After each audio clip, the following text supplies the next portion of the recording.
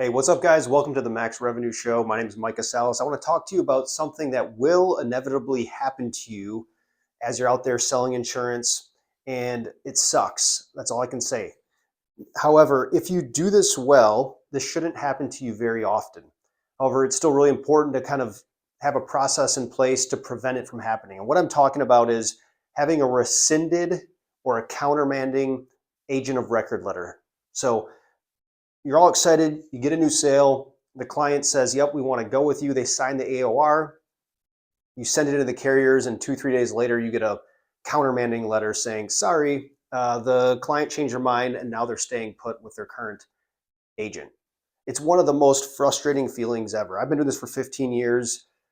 Thankfully, I think I've only had it happen like 3 times. Now, unfortunately, it just recently happened this week to me.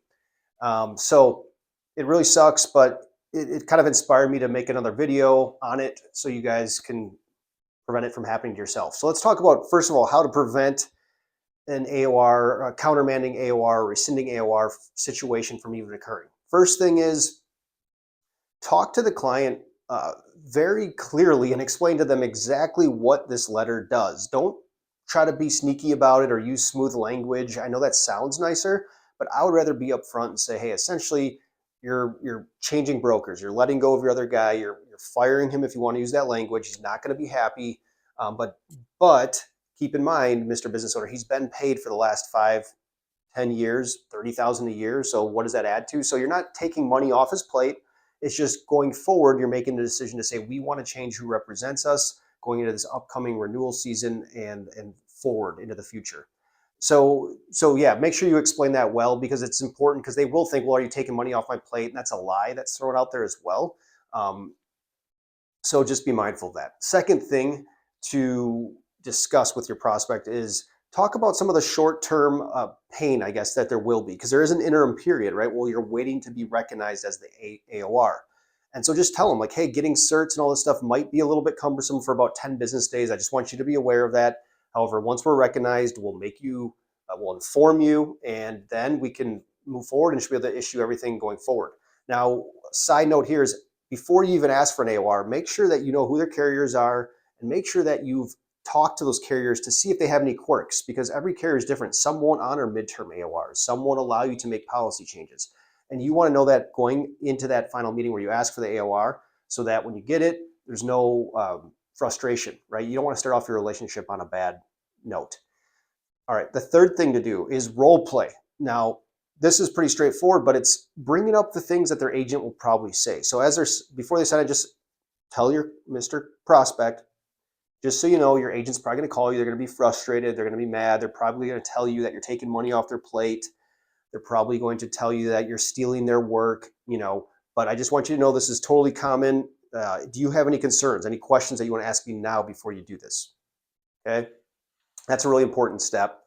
The next thing, number 4, I think, is time frame, and just give them a realistic. This kind of ties back into what's the short-term pain or transfer period look like, but be very real about the time frame, right, and how long that will last.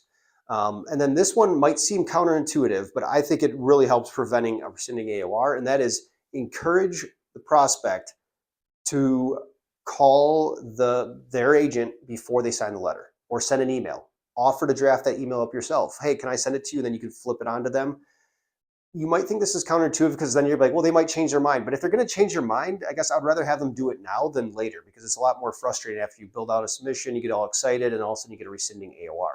So encourage them to do that, and then almost remind them, hey, just so you know, don't sign this unless you're serious about it. This is kind of how I usually close. I'm like, hey, don't sign this if you feel pressure or if you feel like you're still on the fence. Only sign this if you're 100% confident that we're aligned to work together. All right, so that's what you can do up front to prevent it. Hopefully you find those tips helpful. The last piece of this video, I want to talk about what to do after you get a rescinded AOR. Again, hopefully you never experienced this, but there's 2 tips I have for you. One, and this one's tough, stay calm. You're going to have a lot of emotions. Let it breathe. Don't just immediately call the client. Give it an hour, give it 2 hours, maybe half a day, and then contact the client. I would prefer a phone call. I'm not going to try to get an email war. And the motive of calling the clients, not to bully them or to get all pissed off at them or whatever. It's simply to say, hey, I'm confused. I thought we were on board with this. Can you just explain to me what happened? And stop. Let them talk.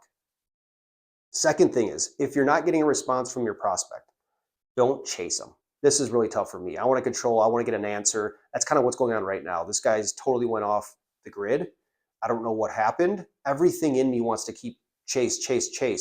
Here's what I would prefer instead. If you still want to keep potentially work with this client, give it time. Let it happen.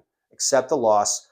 Put it in your CRM for a follow-up 6 months to 8 months out when the dust has settled. Reach back out. A lot of times, maybe there's something you don't know about going on, and they'll say, hey man, I'm really sorry how I handled that. Let's work together, right? So play the long game. It will pay dividends for you.